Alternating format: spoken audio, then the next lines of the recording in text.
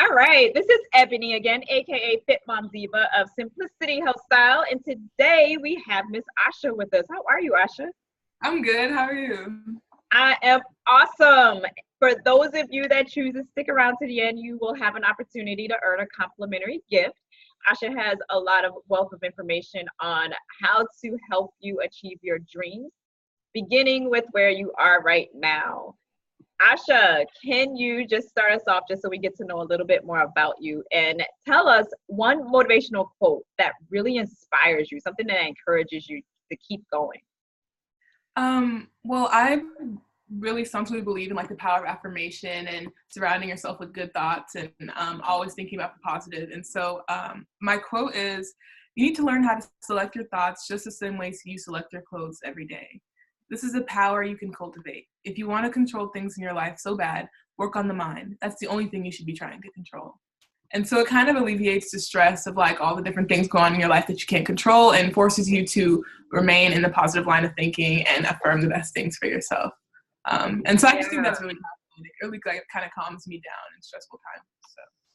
Yeah, and it does really begin in our mind. Everything that we do, everything that we say, it starts with our mindset. And if our mindset is in a low place, well, that's going to determine what comes out of our mouth and the actions that we take. And if our mindset is in a positive high place, and particularly if we're optimistic, well, that's also going to determine our course of action, right? Exactly. We all know that not everything runs perfect according to plan in life, and our mindset is not always at a peak state. If yours is, then that's awesome, and I would love to learn from you, but I know that mine is not always in a peak state. So can you tell us a little bit about a time when you didn't necessarily see the light at the end of the tunnel and you decided that you were going to persevere no matter what the obstacles? So maybe you experienced some external circumstances, but you were able to still press through and get to your end goal. Yeah, so I co-founded an app development company with my siblings when I was like 15 years old. And so I like balancing work and school, social lives and things like that is something that I've always had to do.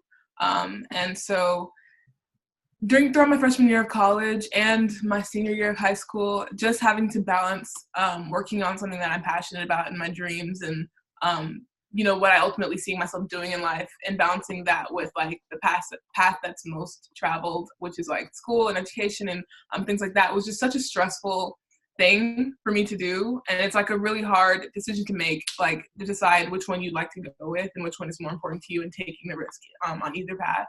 And so finding that balance between my dreams and my passions and my desires and my like safety net and my school life and my education and my social life and my friends and my family and all these different things that are going on in my life has always been a huge obstacle and task and challenge for me.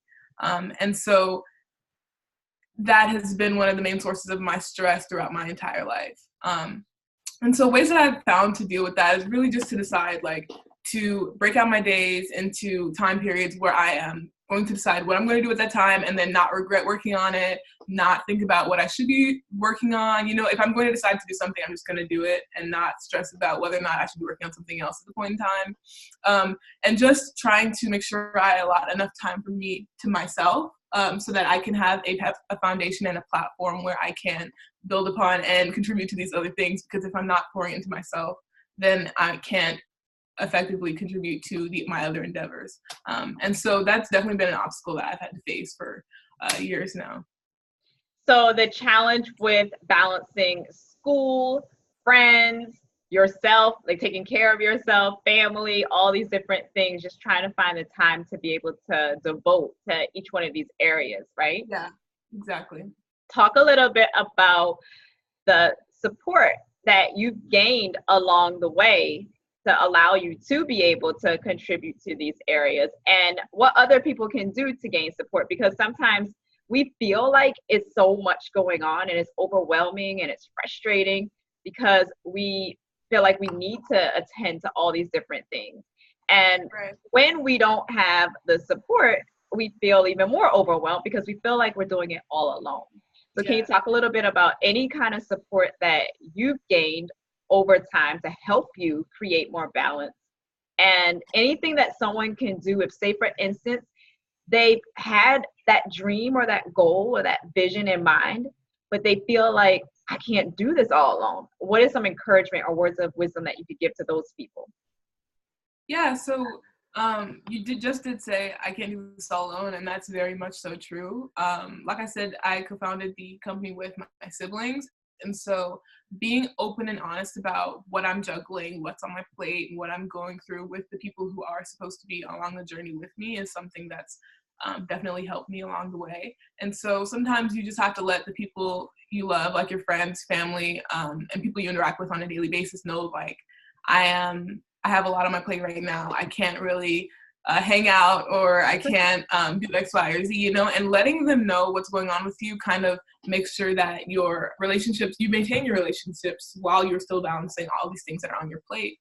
And so definitely leaning on the support of my parents as well and mentors. Sometimes you forget that there are people who have gone through exactly what you've gone through before. And it's really important to reach out and, ask for advice and see what they say, especially people who have taken the path that you want to take in life and achieved a lot of the things that you want to achieve.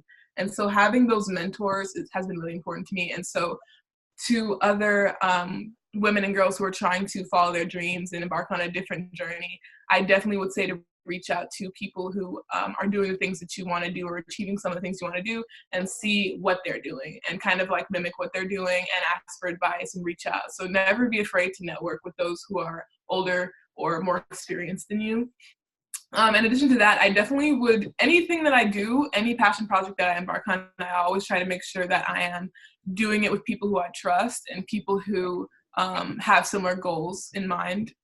And so having people on my team that I trust and that like I know are writing for like the cause kind of makes sure that if I am not able to like focus on this, or if I can't get something done, I can trust other people to make sure that they'll get it done. And so it's really important to make sure you build and develop a good team as well, because the team will help you to get far way faster than you can on your own, and in a much more efficient and effective way. And so look for the mentors, try to find a great team, and be honest about what you're going through and what you have on your plate, so that people don't just think you're cutting them off or something like that, but like you're being transparent and authentic with those who are around you. Yes, that's the advice I would give. Yes, and I really love how you mentioned teamwork, because I am all about teamwork. I'm all about the teamwork that you involve yourself in is going to propel you so much further than you trying to do everything alone. I'm very independent, but I'm also very realistic, and I try to keep my stress at a minimum. And one of the ways that I'm able to keep my stress at a minimum is by having a team of people. I do not want to spend more time than I need to on a specific project when I know for a fact that this person over here loves to do this. And not only do they love to do it, but they could do it all day effortlessly. Yes, exactly. That way I'm able to spend my time over here doing what I love to do effortlessly. So I think that, looking for those people that are of like mind and for the cause, as you said, that can help you in those downtimes when you're just exhausted, you don't feel like doing it, whatever the case is, you have a team of people that can help support and back you up. So I strongly encourage people to seek out people that can help them achieve their dreams. Talk a little bit about what you do and your intention with your social media platform, because I know exactly what you do from what I've seen, but there's also other things that I'm sure that you don't necessarily promote on your social media. So can you talk a little bit about the intention behind your social media presence and the influence that you have with other people that are following you? Yeah, well, the first thing is, I have a couple of projects actually, all with slightly different goals, but like an overarching theme. And so I've been coding and programming and things like that since I was in middle school, starting with like very basic programs. And so almost everything that I do has some aspect of tech involved with it. And so our company that we created is an app development company that creates solutions to social good problems using technology. And so we founded a community tech days within our community in Atlanta, and STEM Guyana, which is an organization that brings robotics and programming and technology classes to students in Guyana, which is a country in South America, which is where my family is from. In addition to that, I just launched Dreamer Babe Apparel, which is a line of t-shirts that encourages girls to be their authentic selves and to go after their dreams, and to be confident in themselves and just believe in themselves, which is something that I try to impart on every girl that I meet or every one of my peers and friends that I have, just because I believe that it's so important to know that, like, all your wildest dreams can be true. And a lot of people, they kind of have doubts and things like that, but you can really make anything happen for yourself as long as you believe and you work hard for it. And so that's really the theme behind Dreamer Babe Apparel. And so I just launched that about a month ago.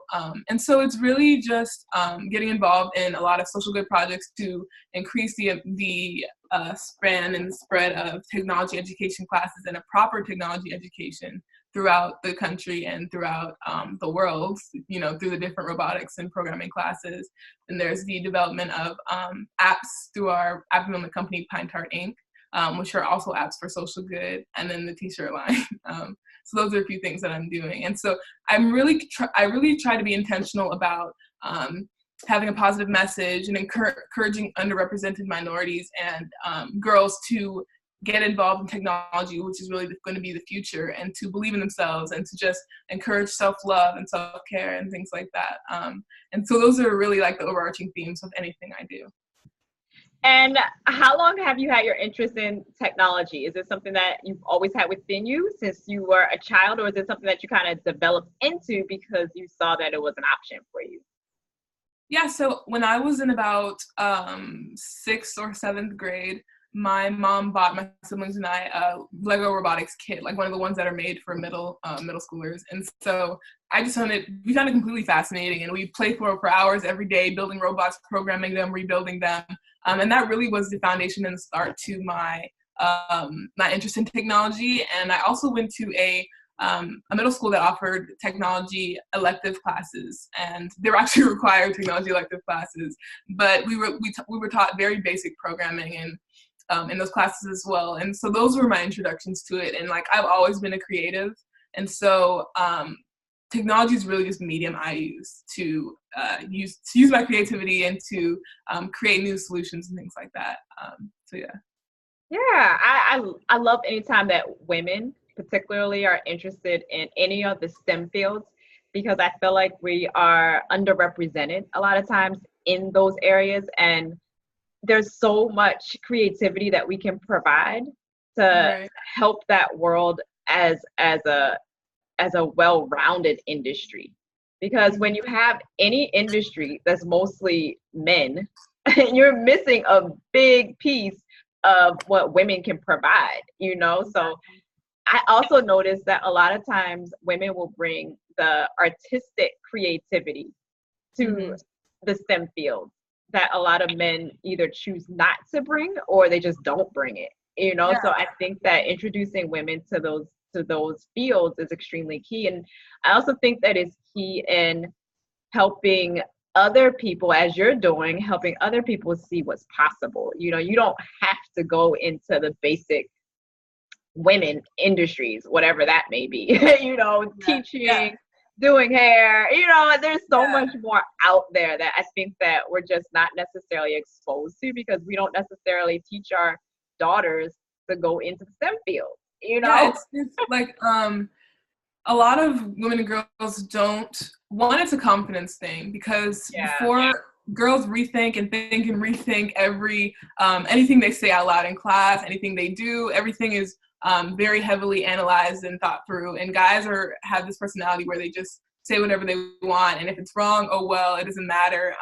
And so we put a lot of pressure on ourselves to be perfect and things like that. And so it's really a culture around not encouraging women and girls to go after the things that may seem a little bit more daunting or a little bit more scary, and not encouraging them to get into fields that are heavily male dominated, because at the end of the day, it's not really a favorable situation to be in a room that's completely full of men, but you have to do what you have to do.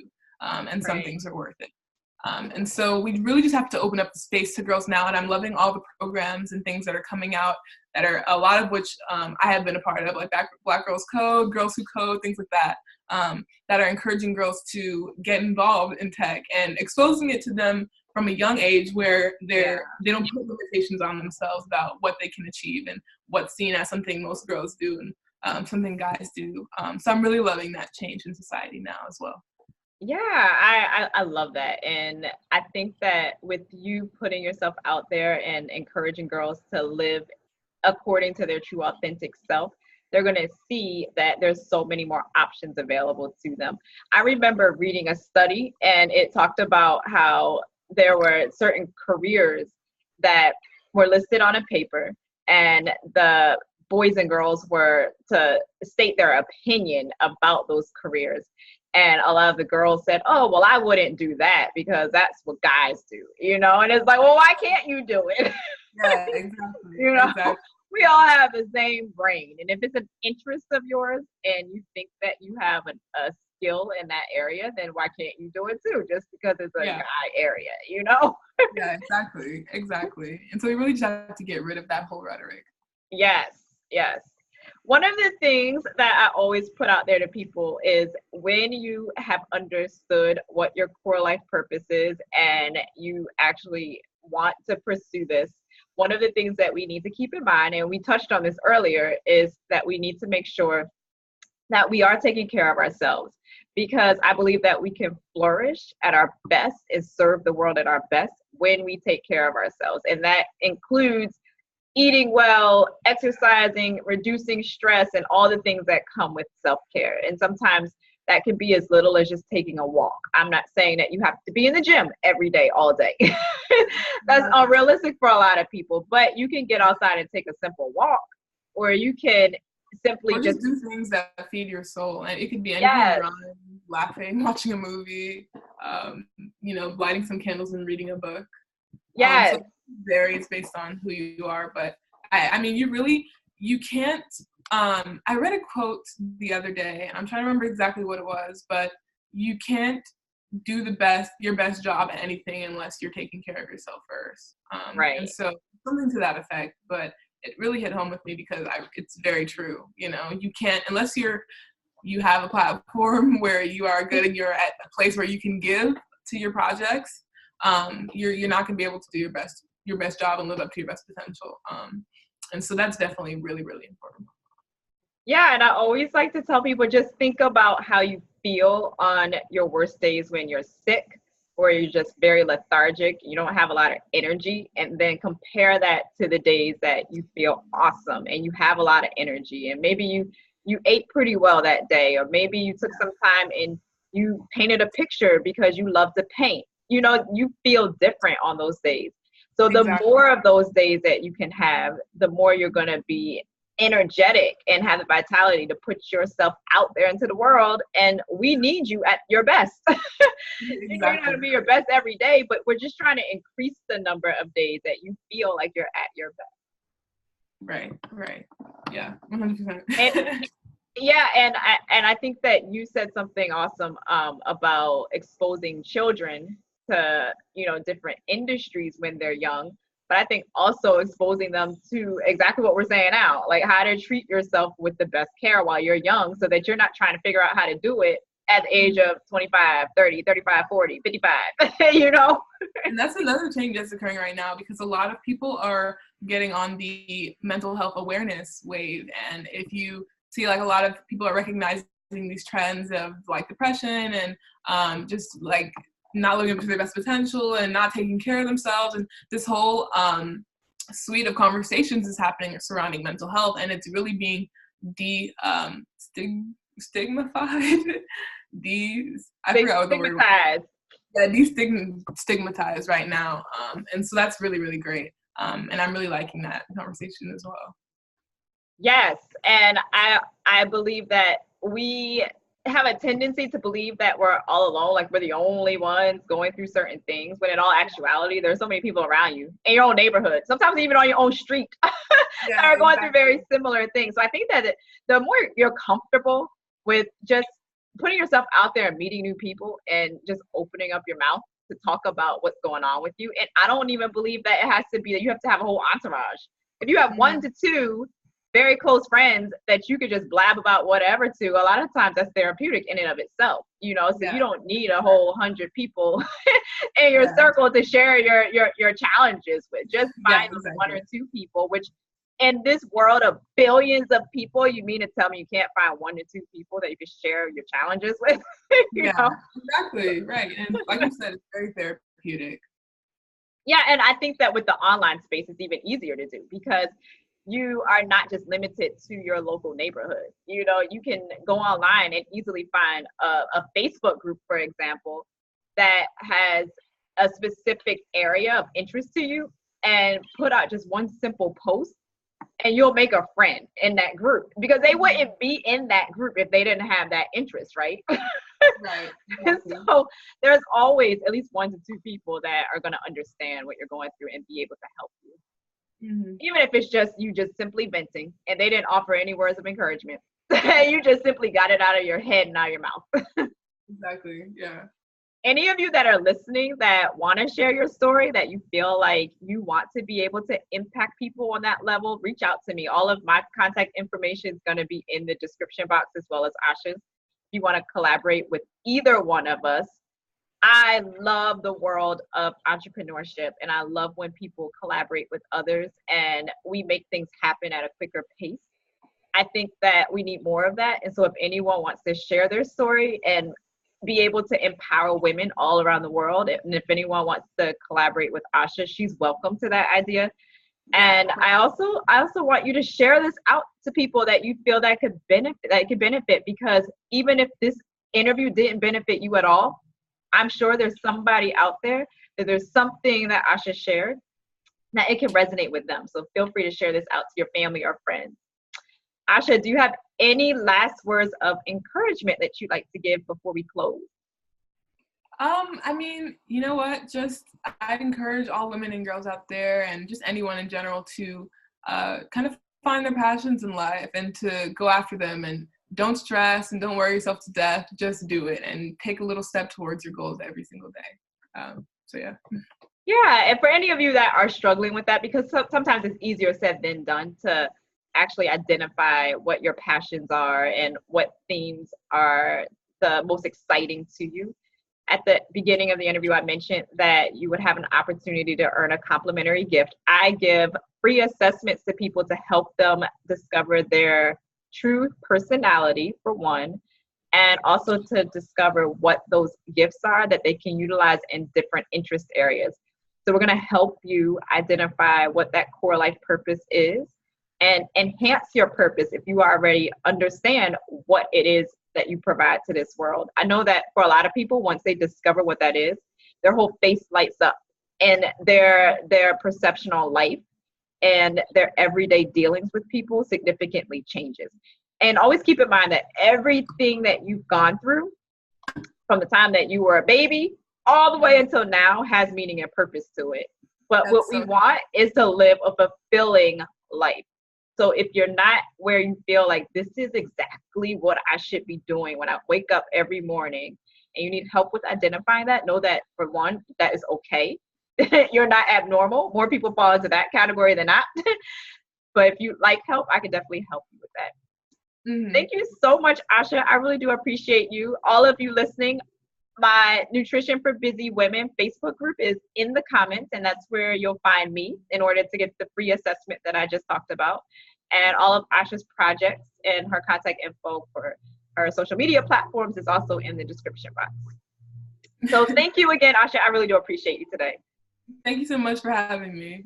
You are very welcome. And for all of you that are listening, be sure to live a life full of meaning and purpose. And I will see you in our next episode. I'll talk to you soon.